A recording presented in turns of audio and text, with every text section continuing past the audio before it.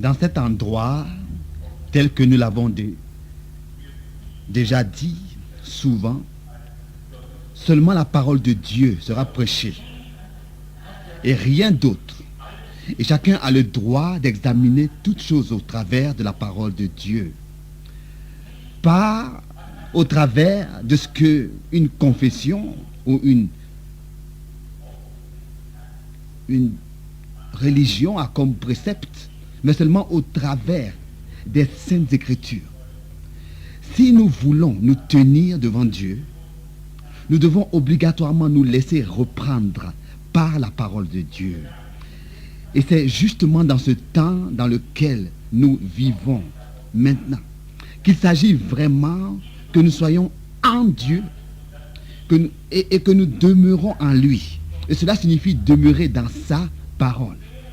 Celui qui va au-delà de ce qui est écrit, selon 1 Corinthiens 4, verset 6. Déjà, il n'est plus en Dieu. Nous avons assez souvent entendu que la parole de Dieu est l'absolue vérité, et aussi longtemps que nous nous ajustons avec la parole de Dieu, nous sommes ajustés avec Dieu, selon Amos 3, verset 3. Un homme qui n'est pas accordé avec la parole de Dieu n'est pas accordé avec Dieu. Ça, c'est une vérité que personne ne peut renverser. Ce soir, nous avons d'une manière particulière l'intention, avec nos jeunes, de nous adresser à nos jeunes frères et sœurs. Il y a des choses qui nous ont été transmises dans les Saintes Écritures, des choses que nous croyons, des choses que nous recevons, et nous sommes convaincus que ce sont justement nos jeunes qui aussi ne doivent pas être délaissés, mais qu'il est plutôt indispensable qu'ils reçoivent du soutien, de l'aide en ce qui concerne les questions décisives de la vie. Et nous croyons que ce soutien, cette aide vient de Dieu. Dieu veut leur accorder son soutien, son secours, pourvu que nos jeunes se laissent diriger par la parole de Dieu. Ici, il y a une parole dans le psaume 119. Nous commençons avec le verset 7. Le psaume 119, à partir du verset 7. Je te louerai dans la droiture de mon cœur, en apprenant les lois de ta justice.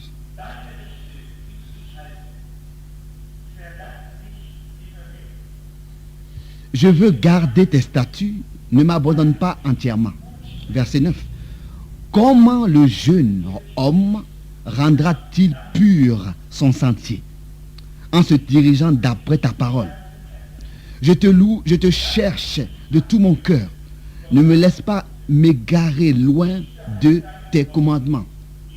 Je serre ta parole dans mon cœur afin de ne pas pécher contre toi. Psaume 119, maintenant le verset 12. Béni sois-tu, ô Éternel. Enseigne-moi tes statuts, de mes lèvres j'énumère toutes les sentences de ta bouche. Je me réjouis en suivant tes préceptes, comme si je possédais tous les trésors. Je médite tes ordonnances. J'ai tes sentiers sous les yeux. J'ai tes sentiers sous les yeux. Je fais mes délices de tes statuts. Je n'oublie point ta parole. Particulièrement le verset 9. Comment le jeune homme rendra-t-il pur son chantier? Et la réponse est, s'il se dirige uniquement d'après ta parole. À cause des questions qui ont été posées ici parmi les frères, dans ces derniers jours, j'ai vraiment dans le cœur de parler de ce sujet, le mariage. Quand est-ce qu'il peut être question pour un croyant de parler de mariage? Quand est-ce qu'il peut être question de cela? Et comment est-ce que cela doit se dérouler? Qu'est-ce qu'il faut observer et considérer? Vous savez, mon cœur lui-même bat. Ce n'est pas du tout facile de parler de cela, particulièrement quand il y a plusieurs croyants présents qui peut-être peuvent mieux aborder ce sujet que moi. Mais avec une bonne conscience et un cœur pur, nous voulons ensemble considérer dans les Saintes Écritures quelques points importants, pas pour porter un jugement, mais au contraire pour soutenir, pour aider et pour que nous puissions apprendre par tout cela. Et je crois que nous qui sommes déjà mariés, nous savons tous qu'en fait, dans notre vie, il y a seulement deux décisions qui sont d'une grande importance. La première décision qui est d'une grande importance est notre décision pour Jésus-Christ. Une décision qui nous lie, qui nous unit avec lui, pas seulement pour le temps, mais aussi pour toute l'éternité. Une deuxième décision qui elle aussi lie et unit deux personnes aussi longtemps qu'ils vivent, c'est la décision que deux êtres prennent l'un pour l'autre.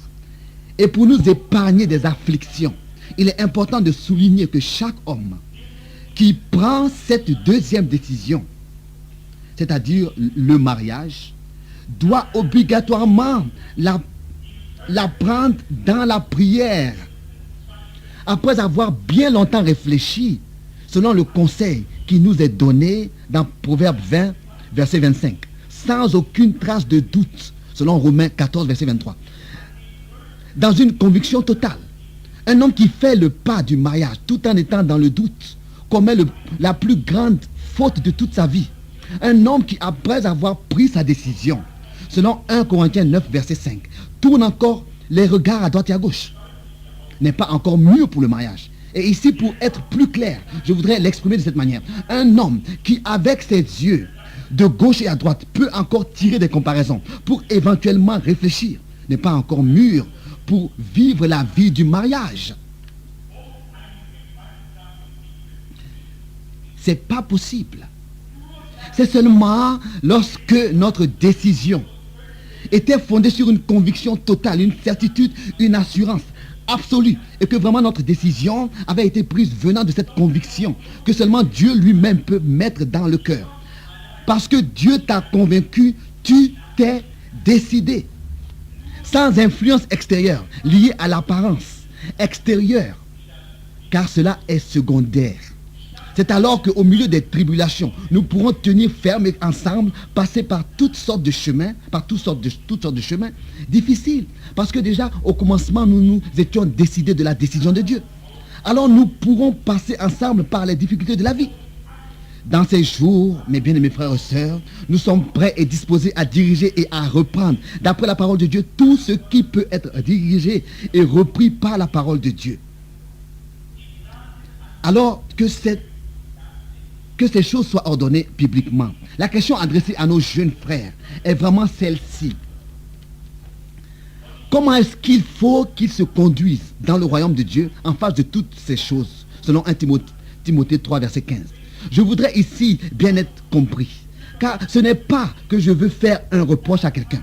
Si je dis ici qu'un serviteur de Dieu ou alors un prédicateur d'une assemblée locale n'est pas seulement là pour prononcer la bénédiction le jour du mariage, mais il est aussi là pour justement se tenir à la disposition des anciens avec des conseils dans les moments de décision dans lesquels justement deux personnes se trouvent.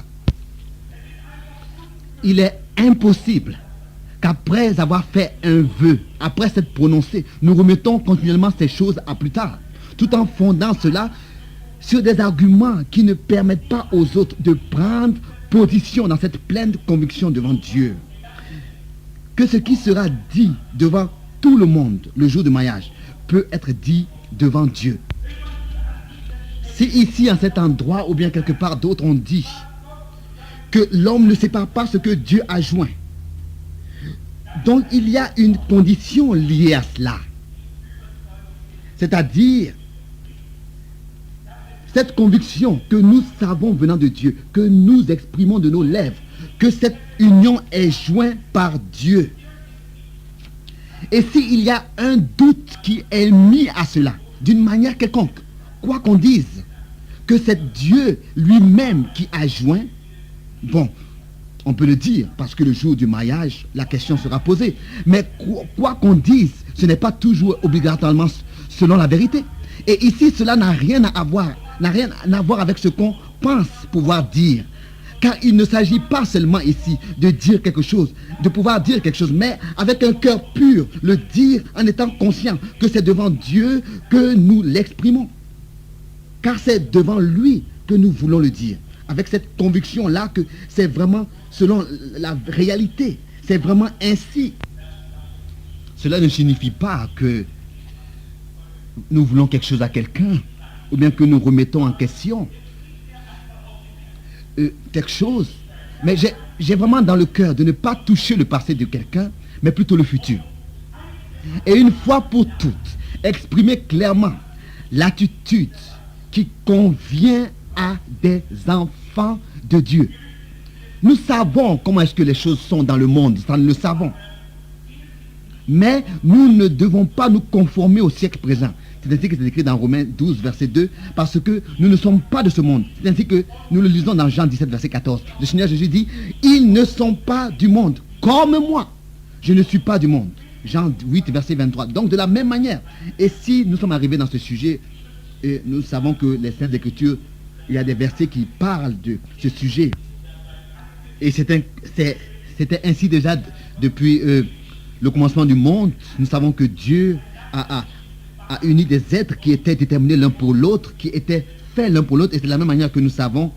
De la même manière, nous savons aussi qu'il y a justement dans ce domaine beaucoup de cœurs qui souffrent et beaucoup de misère parmi les hommes.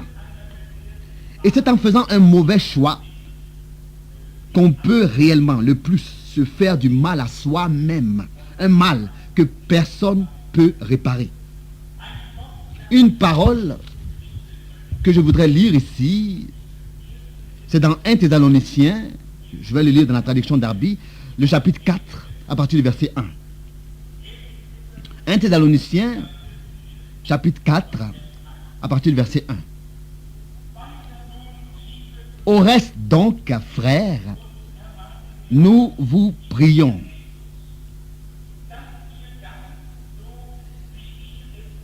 Et nous vous exhortons par le Seigneur Jésus pour que, comme vous avez reçu de nous, de quelle manière il faut que vous marchiez et plaisiez à Dieu. Comme aussi vous marchez. Vous y abondiez de plus en plus, car vous savez quel commandement nous vous avons donné par le Seigneur Jésus. Car c'est ici la volonté de Dieu, votre sainteté. Que vous vous absteniez de la fornication, que chacun de vous sache posséder, donc s'acquérir sa propre femme, aux traductions, en sainteté et en honneur, non dans la passion de la convoitise, comme font les nations, aussi qui ne connaissent pas Dieu, que personne ne circonvienne son frère, ni ne lui fasse tort dans l'affaire, parce que le Seigneur est le vengeur de toutes ces choses. Comme aussi nous vous l'avons dit précédemment et affirmé. Car Dieu ne nous a pas appelés à l'impureté, mais dans la sainteté. C'est pourquoi celui qui méprise ne méprise pas un homme, mais Dieu qui vous a aussi donné son Esprit Saint. Jusqu'ici. Nous tous, c'est ce que nous avons eu déjà à dire, nous voulons en toute chose plaire à Dieu tant que nous le pouvons et dans la mesure avec laquelle nous savons ce qui est agréable à ses yeux. Et je voudrais encore le répéter. Nous ne pouvons pas réparer le passé. Mais ensemble, nous pouvons nous aider pour remettre dans la foi à Dieu le futur. D'une manière que avant même qu'un jeune homme exprime déjà de sa bouche des mots qui peuvent être considérés comme un vœu, qu'il ait d'abord tellement prié avant de parler, de telle sorte que quand il parle, la concernée ne soit pas laissée dans l'incertitude, mais qu'elle puisse y voir le sérieux, voir que ce n'est pas du jeu, mais vraiment sérieux. Je ne crois pas qu'un jeune homme croyant puisse se permettre de frapper à plusieurs portes. Mais il doit savoir avant même de frapper quelque part que la porte lui sera ouverte. Ça, c'est la moindre des choses. Et c'est Dieu qui doit, par sa grâce, nous accorder ce discernement. Premièrement, moi-même, et peut-être que cela n'est pas important pour certains, mais alors que le temps était arrivé pour moi, j'en ai parlé à mon papa. Et je lui ai demandé. Vous allez peut-être dire, oh, frère Franck, est-ce que cela était indispensable? Pour moi, c'était indispensable.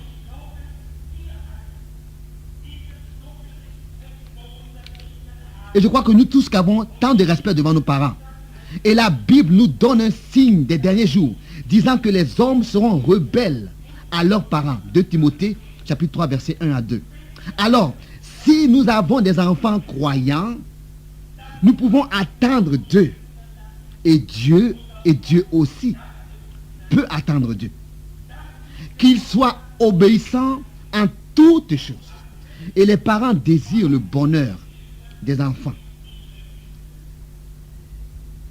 Si alors le temps est arrivé pour un jeune homme et qu'il a atteint la maturité nécessaire, pas ayant 15 à 16 ans, mais plus tard, d'une manière qu'il est conscient et qu'il a cette conviction qu'il ne veut pas être seul et passer la vie ainsi. Et ici, je voudrais vraiment le dire une fois pour toutes, ouvertement, que pour nous qui sommes croyants, il est écrit dans le Proverbe 13, verset 12, hein, un espoir différé rend le cœur malade. Mais un désir accompli est un arbre de vie. C'est ainsi que déjà c'est écrit dans le Proverbe 13, verset 12. C'est vraiment ainsi.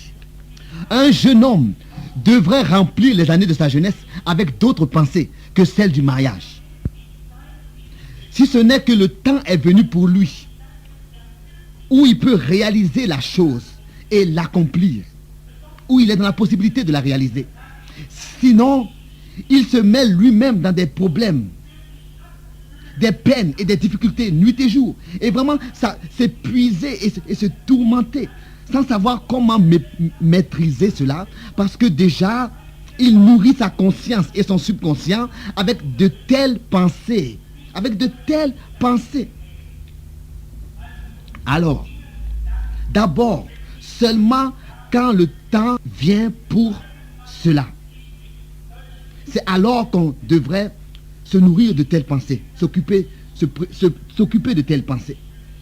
Et cela, bien sûr, concerne seulement les frères, pas les sœurs, car les sœurs n'ont même pas à s'occuper avec de telles pensées. Seulement lorsqu'un frère vient lui demander la main.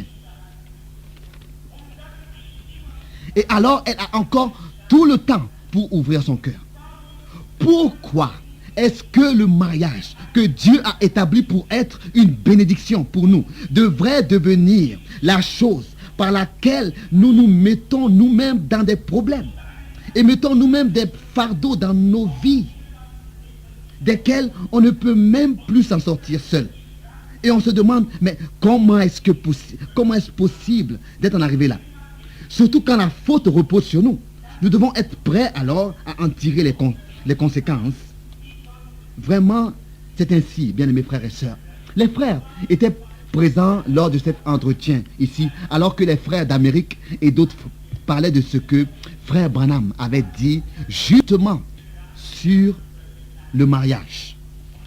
Et il disait réellement, bon, je ne peux pas ici dire tout ce qui devrait être dit, car ce sont des choses que je dois dire seul à nos frères, ce que frère Branham a dit sur le mariage. Comment se marier. Mais regardez, déjà une promesse qu'un homme croyant fait, un vœu, n'est pas une chose qu'on exprime aujourd'hui et qu'on peut annuler demain. Notre oui devrait en toutes choses être un oui. Selon Matthieu 5, verset 37 et Jacques 5, verset 12. Et avant qu'une telle promesse, un tel vœu, en tant que notre oui, puisse être fait, il faut que la conviction soit déjà dans notre cœur. Et avant même que la conviction que nous avons reçue puisse devenir vraiment totale, il faut que vraiment les parents et les anciens l'approuvent. Car c'est cela la preuve pour celui qui se décide que sa conviction lui est venue de Dieu. Mais avant même d'en parler à ses parents et aux anciens de l'assemblée, selon 1 Pierre 5, verset 5, il faut que cela soit devenu une conviction dans vos cœurs. Vraiment. Et cette conviction est reçue seulement après avoir prié longtemps, sans relâche, et que nous sommes comme étant pas poussés à bout, parce que cela est devenu une détresse, une requête. Et vous savez que le temps est là.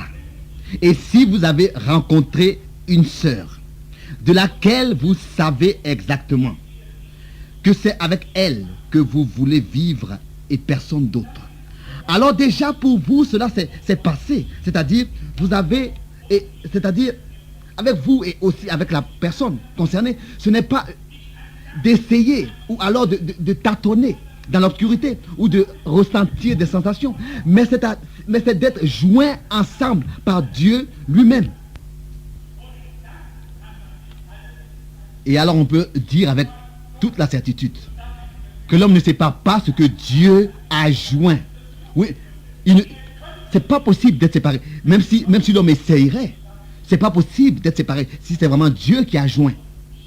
Alors, pour mettre de l'ordre et éviter d'entrer dans des problèmes, nous voulons nous conduire de cette manière. Parce que justement, il s'agit d'une décision qu'on ne peut pas prendre aujourd'hui et annuler demain. Parce qu'il s'agit d'une alliance que nous faisons, tel que déjà je le disais. Il y a deux décisions qui sont d'une grande importance. La première décision est celle que nous prenons pour Jésus-Christ, parce que c'est avec lui que nous voulons vivre pour l'éternité. Mais la deuxième décision, qui de la même manière a une grande importance pour une vie ensemble, c'est la décision, le choix que quelqu'un fait pour la personne avec laquelle il voudrait passer la vie. Il n'y a pas d'autre chose dans la vie pour lesquelles nous devons aller devant la face de Dieu avec tant de supplication, de persévérance et de sérieux pour ces deux choses, pour ces deux décisions. On ne peut pas annuler notre décision. Si aujourd'hui je veux décider d'acheter une certaine voiture, une certaine marque de voiture, je peux demain changer ma décision et opter pour une autre marque de voiture. On peut changer ou même annuler toute décision prise, que ce soit qu'elle a été prise avec Dieu ou sans Dieu. Mais cela est possible. Mais concernant la décision prise pour Jésus-Christ, c'est une décision qui est prise devant Dieu et avec Dieu, et elle demeure éternellement. Car il est écrit dans Osée chapitre 2 verset 21, « Je serai ton fiancé pour toujours. Je serai ton fiancé par la justice, la droiture, la grâce et la miséricorde. Je serai ton fiancé par la fidélité et tu reconnaîtras l'Éternel. » Ça c'est ce qui a été écrit, c'est ce que Dieu a dit. Maintenant la chose est la suivante. Qu'est-ce qui convient à des jeunes frères quand ils viennent sous l'écoute de la parole de Dieu? Qu'est-ce qui convient à des jeunes frères? Nous ne sommes pas seulement vus par Dieu d'en haut, mais aussi des hommes de droite et à gauche et de partout. Et pendant ces jours dans lesquels nos frères étaient ici, donc venant de l'Amérique, j'ai dû accepter les reproches qu'ils ont faits concernant des jeunes croyants parmi nous qui se sont comportés d'une manière qui ne convient pas à des croyants. Même ici, en cet endroit, en fait, ils n'étaient pas d'ici. Ce n'est pas facile pour nous. Comprenez, nous, bien-aimés jeunes, vous êtes la génération que Dieu, de la même manière comme nous, a appelée et aime, comme nous. Mais dans la maison de Dieu, il faut qu'il y ait la crainte et le respect devant Dieu, devant sa parole. Et tout ce qui appartient à cela doit être présent. On ne peut pas, après une réunion, aller dans la rue et échanger l'un avec l'autre des paroles peu convenables, ou alors se conduire de la sorte. Cela ne convient pas si vous prétendez avoir entendu et reçu la parole de Dieu. Alors cela n'a pas d'importance. D'où est-ce que vous venez? Vous sortirez de la réunion comme étant muet, parce que vous avez reçu dans votre cœur la parole de Dieu. Et comme Marie le faisait, vous la méditez. Et vos pensées sont dans la prédication que vous venez d'entendre. C'est manquer de responsabilité. Et c'est impensable de se permettre de telles choses qui ne conviennent pas à des croyants, encore moins à des gens qui doivent prendre part à l'enlèvement de l'église épouse et qui prétendent servir le Seigneur et se tenir à ses côtés.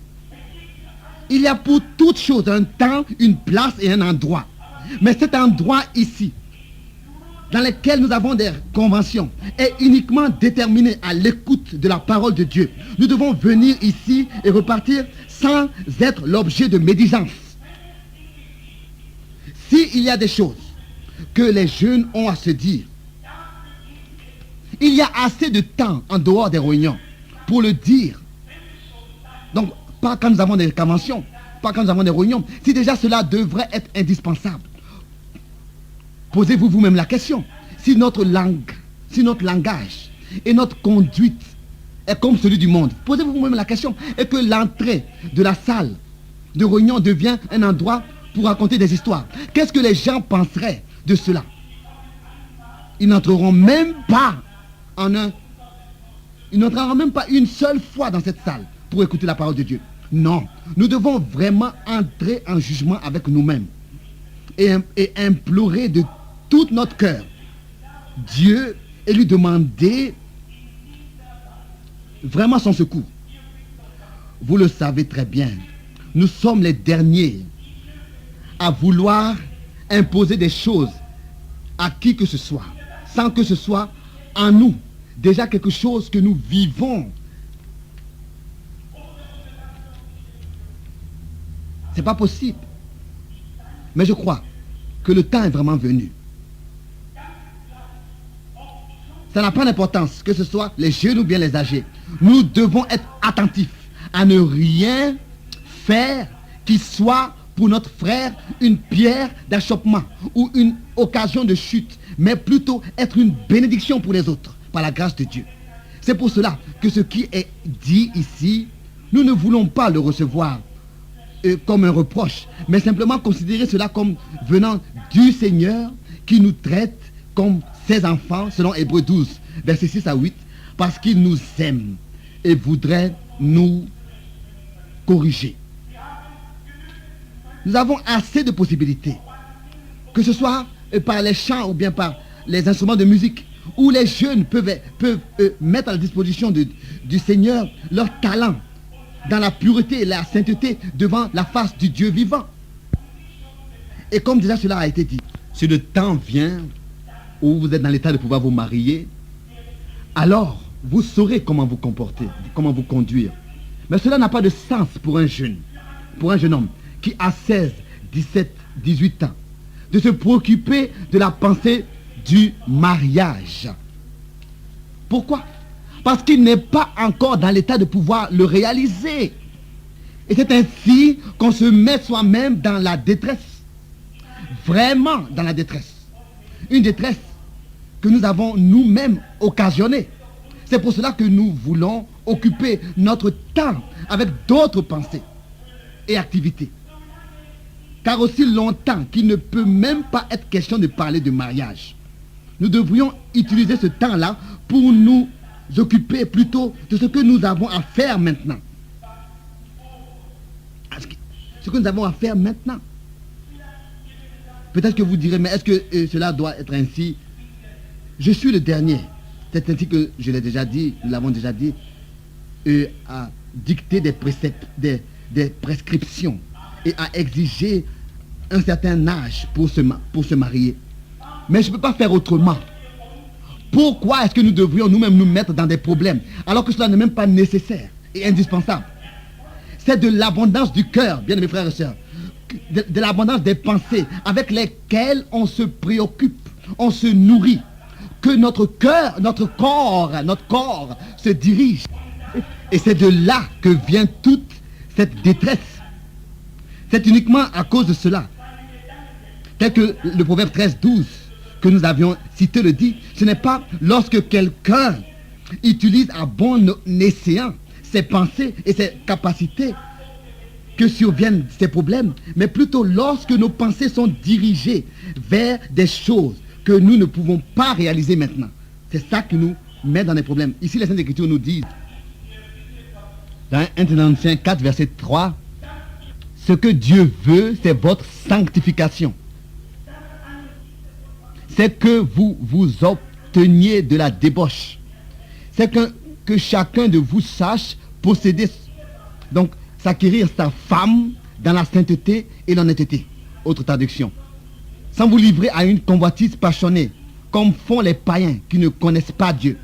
Ça, c'est la parole de Dieu, bien mes frères et sœurs. Et nous devons nous soumettre à cette parole de Dieu. On ne peut pas passer notre temps à nourrir ces choses et permettre à la convoitise de se développer et de dominer sur nous. Mais plutôt tel qu'il est écrit ici, de s'acquérir sa femme avec sainteté et honnêteté devant la face du Dieu vivant.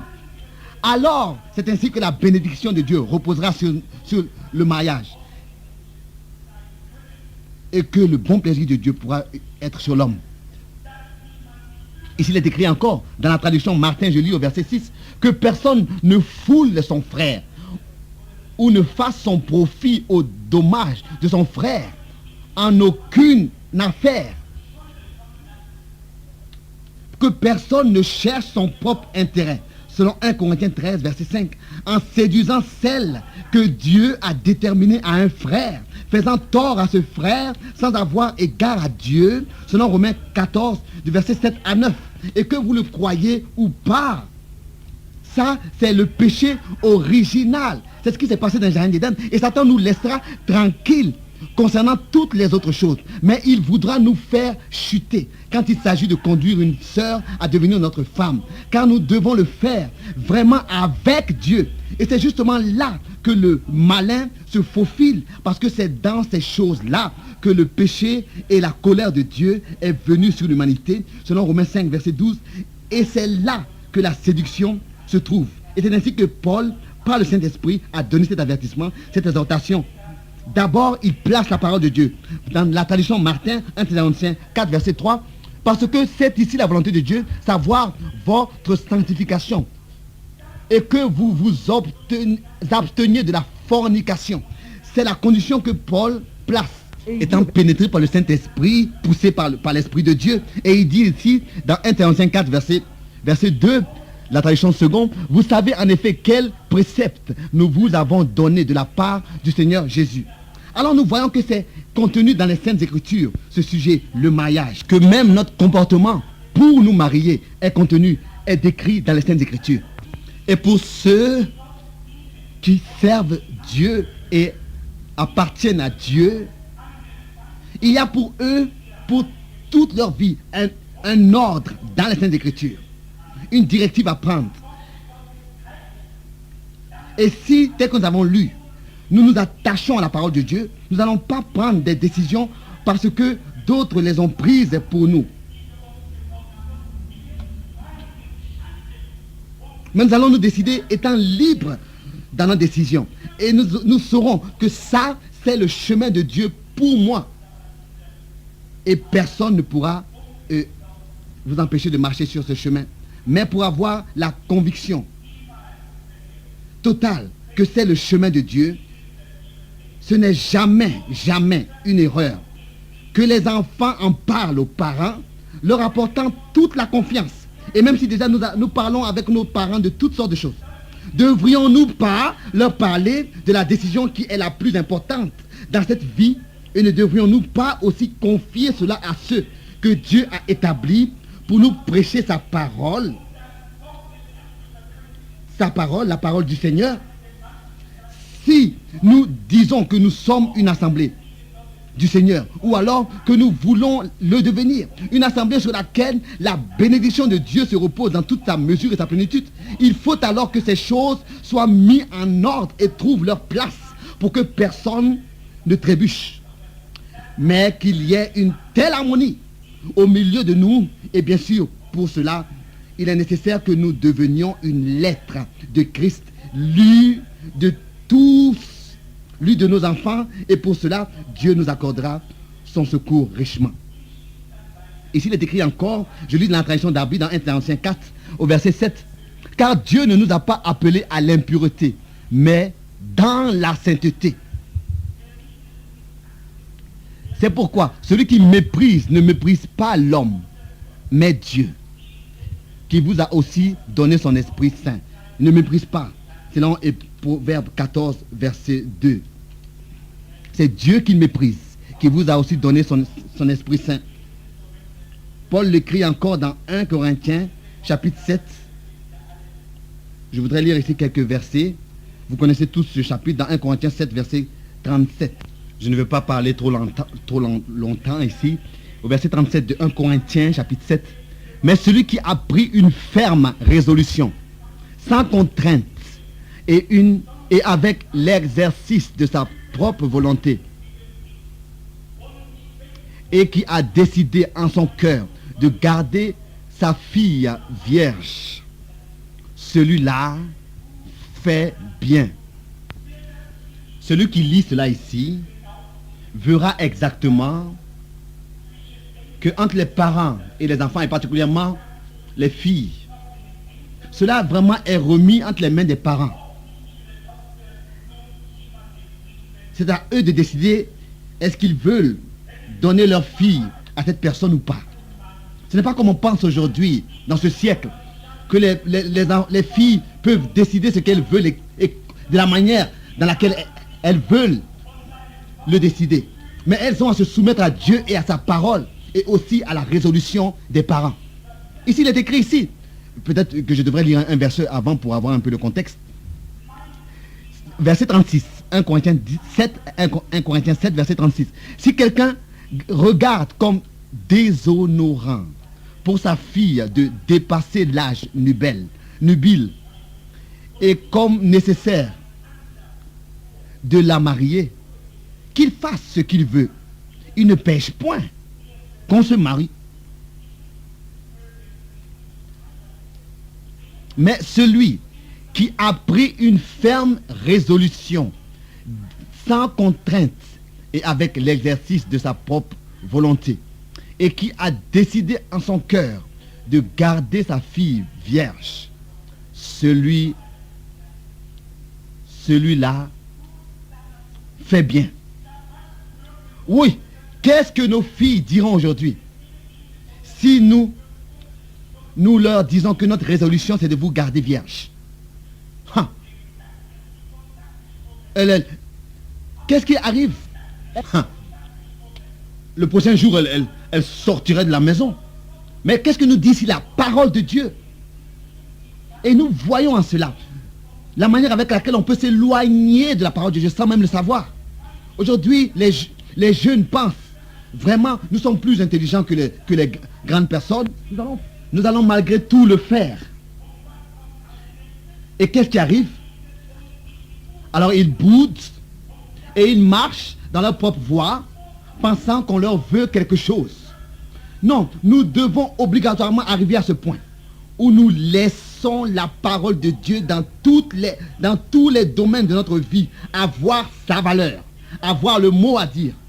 Nous ne pouvons pas dire oui, je crois à la parole de Dieu en ce qui concerne l'enlèvement, ce que la parole de Dieu dit sur l'enlèvement, c'est merveilleux. Mais si vraiment nous prétendons que selon Malachie 4, du verset 5 à 6, nous sommes ces enfants-là dont le cœur est revenu au Père, c'est-à-dire à la parole de Dieu, tel que nous l'avons souvent entendu, selon Matthieu 4, verset 4, nous devons vivre de toute parole qui sort de la bouche de Dieu et la croire telle que le dit les Saintes Écritures, selon Jean 7, au verset 38.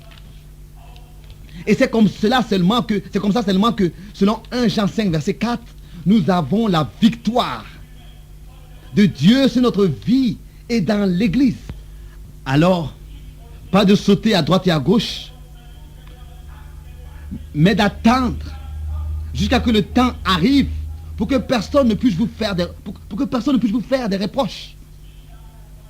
Et je peux aujourd'hui, peut-être pas seulement comme ça pour le dire, mais j'aurai assez de respect devant moi-même. Jamais je n'aurais accepté une personne que quelqu'un d'autre aurait approché d'une quelconque manière. D'une quelconque manière. Une fille qui désire vivre un mariage heureux, qu'elle se tienne éloignée de chaque jeune frère jusqu'à qu'elle sache que son heure et son temps est venu. Si aujourd'hui devant vous, oh, je me tiens, est-ce que je devrais le dire? Nous sommes tous des hommes qui sommes dans la vie. Si je n'avais pas été le premier, si moi-même, je n'avais pas été le premier frère qui s'était approché de ma femme, je ne l'aurais pas prise. Je ne l'aurais pas prise. Comprenez bien cela. Vous allez dire, mais oh, est-ce que tu peux poser cette mesure? Oui, je ne sais pas si je peux la poser ou pas. Mais il y a une chose que je sais, c'est qu'un frère n'a pas de respect devant une femme qui s'est déjà approché de plusieurs frères, ici et là. Il n'a pas de respect. Il n'a pas d'estime. Chaque fille, chaque jeune sœur qui désire un mari qui la respecte et l'estime, qu'elle se tienne éloignée et évite toute apparence de mal et ne se laisse pas attirer dans quoi que ce soit jusqu'à ce que son heure soit venue et que vraiment elle sait que devant Dieu et les parents et les hommes, tout se tient pour ce mariage. Sinon le futur mari n'aura plus de respect pour vous.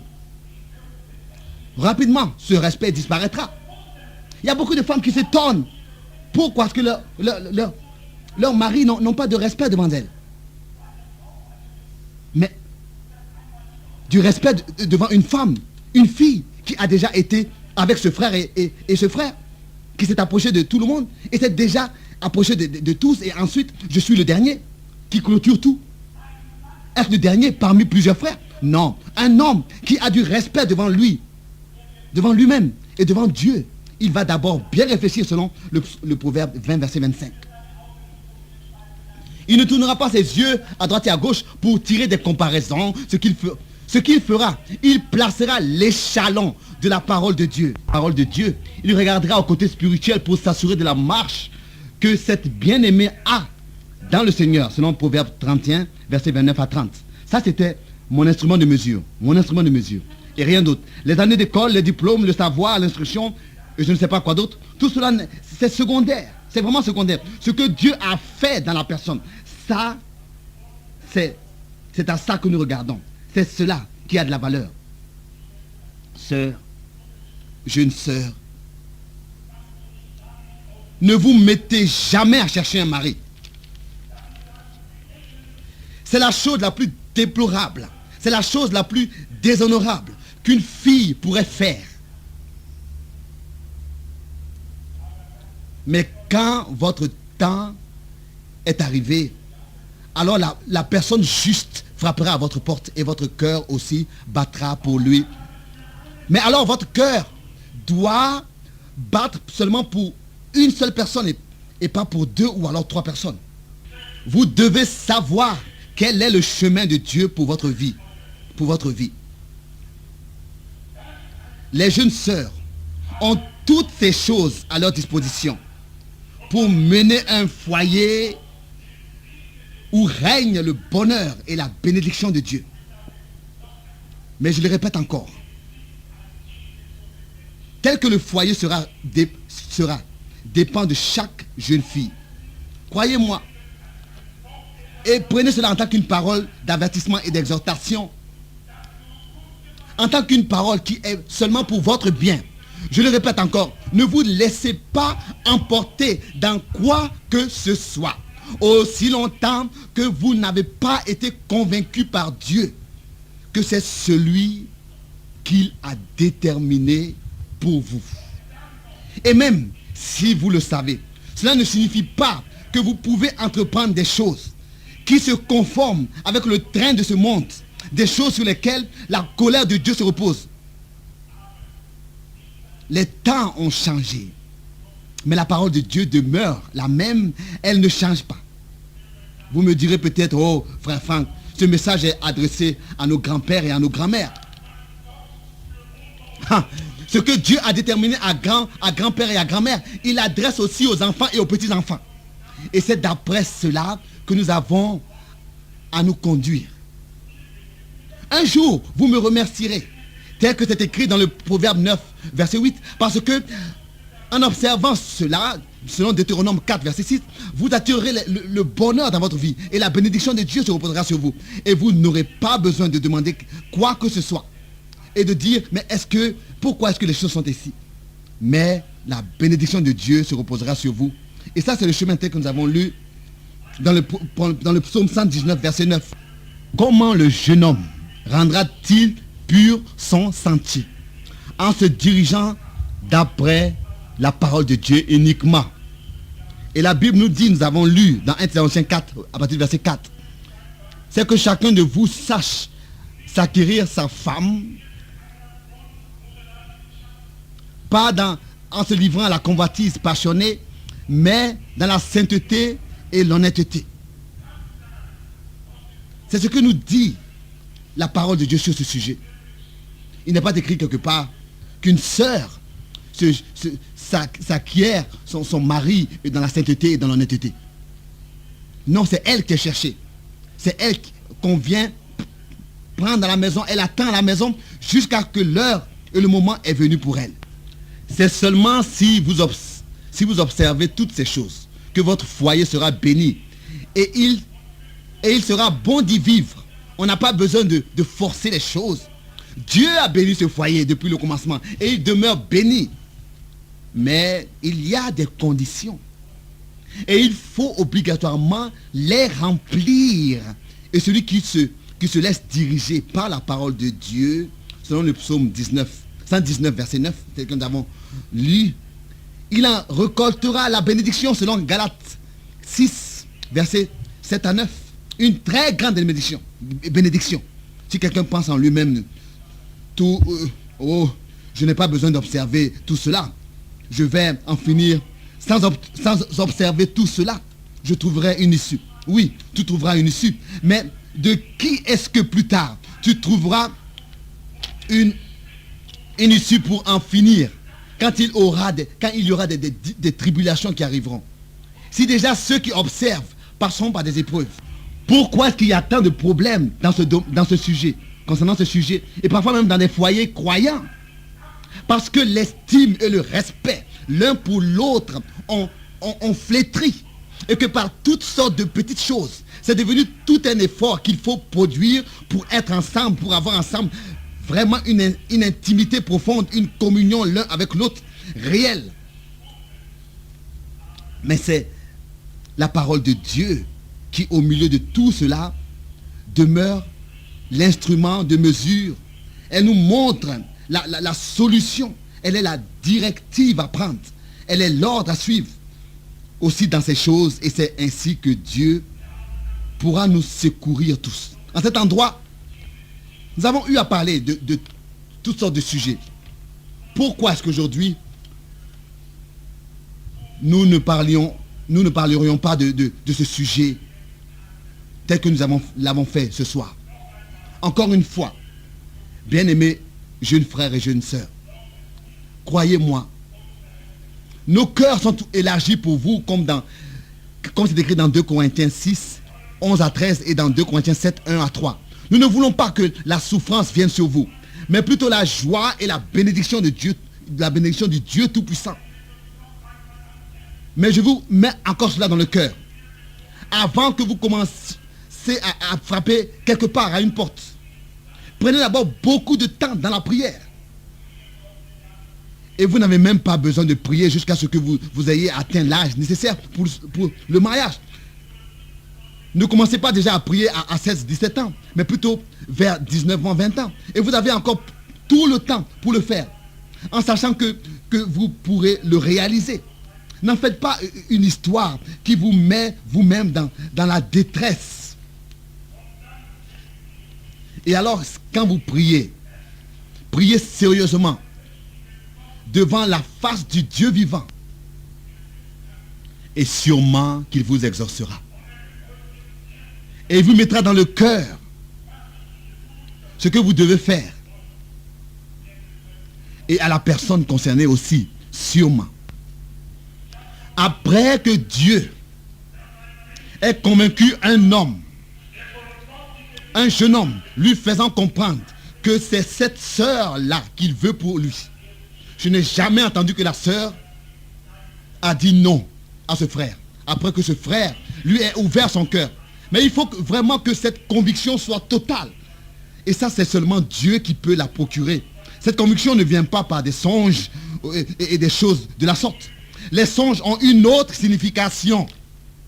Ici, il ne s'agit pas de rêve, il s'agit de la réalité. Et là, c'est Dieu lui-même qui doit nous secourir. D'abord, attendre le temps adéquat, le temps juste, pour ne pas soi-même se mettre dans des problèmes. Et alors, avant même d'entreprendre quoi que ce soit, passer du temps devant la face du Dieu Tout-Puissant. Parce que cela ne convient pas à des saints de faire un vœu à une sœur et de la laisser tomber. Cela ne convient pas à un croyant.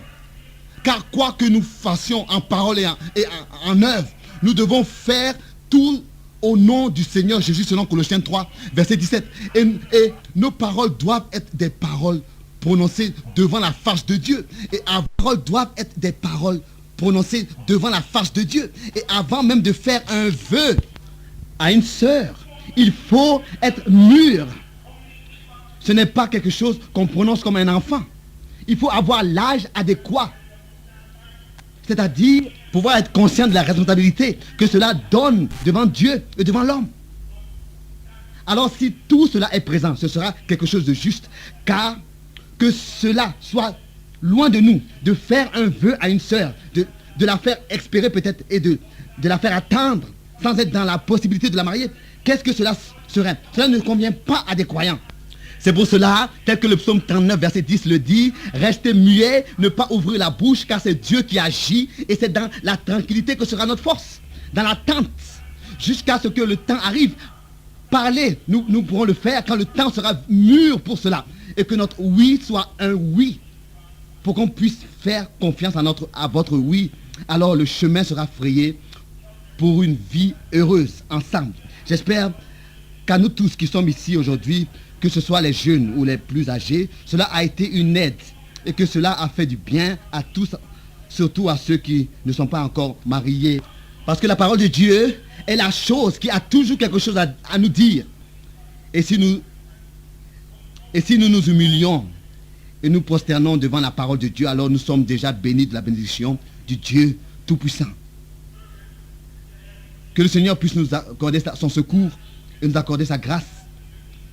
Et que dans le futur, vraiment, nous puissions, justement en ce qui concerne cette décision, le mariage, nous puissions avoir ce fruit de l'esprit, d'avoir la patience d'attendre dans la prière devant le Seigneur, et que notre comportement ne soit pas emporté par les circonstances, par tout ce qu'on voit, par tout ce qu'on ressent, en courant à droite et à gauche, en faisant espérer en vain, mais que vraiment, déjà dans notre cœur, cela soit une résolution ferme reçue du Dieu vivant et que nous puissions vraiment penser à ce qu'on dit et que la personne puisse s'abandonner à nos paroles sans devoir être elle-même abandonnée, sans devoir elle-même être abandonnée. Tel que nous l'avons lu, sans faire tort à un autre frère dans cette affaire. car Dieu lui-même est vengeur de ces choses. On peut peut-être se comporter différemment dans d'autres choses, mais jamais en ce qui concerne ce sujet.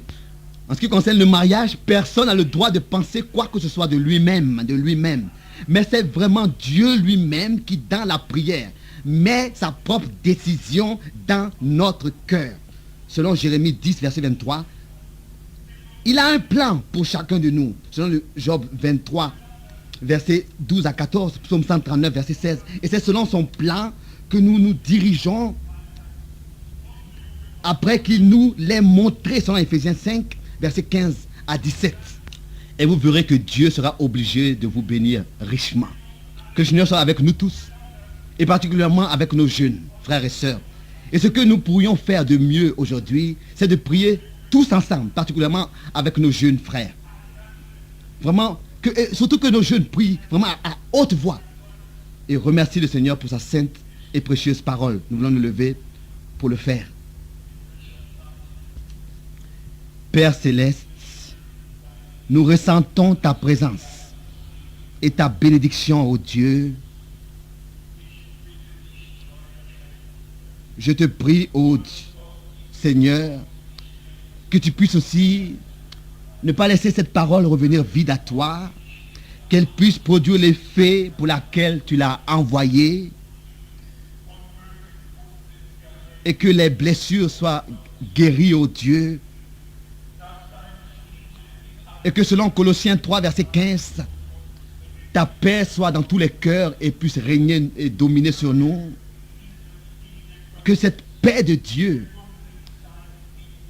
puisse être, Seigneur, liée dans les foyers, dans les familles et dans tous les cœurs, ô Dieu.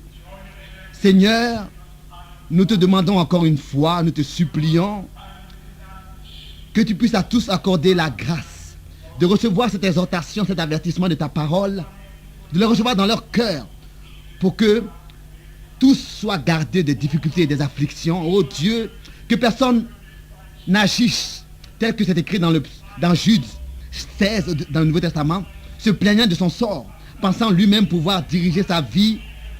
Oh Seigneur, nous savons que tout dépend de ta bénédiction. Et ta parole nous a montré ce soir comment est-ce que tu pourras nous bénir et être avec nous. C'est-à-dire si nous nous attachons en toutes choses à ta parole. Oh Dieu, que ce jour soit un jour de décision. Nous avons adressé ta parole à nos jeunes frères et sœurs, qu'ils puissent rendre leur cœur ferme, de manière qu'ils n'aient plus le désir de marcher dans leur propre pensée, dans leur propre voie, mais d'abandonner leur voie et de marcher dans ta parole, dans ta voie pour leur vie. Oh Seigneur, nous te supplions et nous te remercions dans le nom de Jésus.